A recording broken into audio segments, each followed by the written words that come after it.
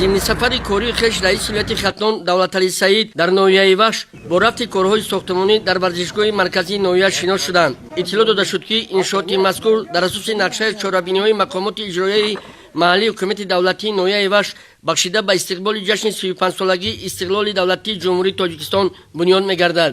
мавриди зикр аст ки барои амалисозии ҳадафҳои ташаббуси ҷаҳонии Тоҷикистон дар самти таҷлили рӯзи ҷаҳонии футбол дар шаҳру ноҳияҳои вилоят иншооти муосири варзишӣ сохта мешаванд, ки ин тадбир ба рушду оммавигардонии футбол ва умуман тарзи ҳаёти солим замина мегузорад.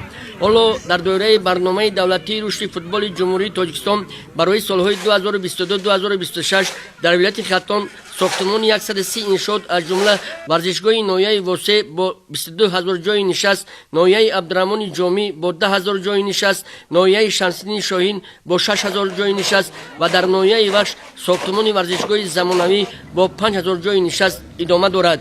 раиси вилоят масъулинро ба анҷоми босифати корҳои сохтмонӣ ҳидоят намуда таъкид доштанд, ки беҳтар шудани шароит ба рушди соҳаи варзиш ва афзудани дастовардҳои варзишгарони кишвар мусоидат хоҳад кард.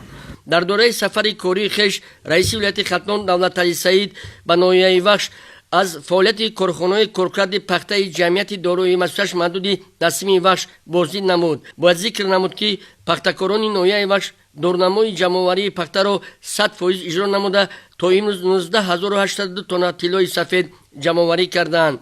зимни мулоқоти самимӣ бо хоҷагидорон ва раисони ҷамъиятҳо раиси вилоят Давлатали Саид иҷрои нишондоди дорнамои истеҳсоли пахтаро бо хушнудӣ пазируфта ин дастоварди назаррасро ба онҳо ва кулли пахтакорони ноҳия табрику муборакбод намуданд. инчунин раиси вилоят ба масъулини соҳа, хоҷагидорону мутахассисони оммонҳо, механизаторон ва чинакчиёни чобукдаст, ки дар кишту парвариш, ҷамъоварӣ ва оростани хирмани имсола саҳми худро гузоштанд, изҳори сипос намуданд. зикр гардид, ки имрӯзҳо дар пахтазор ҳосили фаровон буда, зарур аст, ки ҳосили рӯяндашударо бо истифода аз рӯзҳои офтобӣ беталаф ҷамъоварӣ намоянд.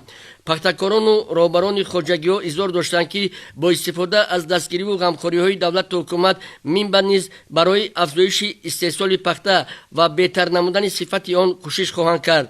дорнамои 19 шаҳру ноҳияҳои пахтакори вилояти Хатон имсол 254 300 тонна мебошад, ки то имрӯз 211 896 тонна пахта ҷамъоварӣ намуданд, ки ин баробари 83% дорнамои солона мебошад. дар байни 19 шаҳру ноҳияҳои пахтакор то имрӯз 6 шаҳру ноҳия Левакан, Бохтар, Дӯстӣ, Ёвон, Данғара ва ноҳияи Вахш пурра аз иҷрои дорнамои истеҳсоли пахта баромада илова ба дорнамо пахта ҷамъоварӣ карда истодаанд. дар охир ба он нафароне, ки дар ҷамъоварии пахта киш ва парвариши он саҳми арзандаи хешро гузоштаанд, бо тӯҳфаҳои раиси вилояти Хатон сарфароз гардонида шуданд. хонумроди Ниёзӣ, Ғарвишоҳи Мардон, Намозали Эргаш барои барномаи ахбор аз ноҳияи Вахш.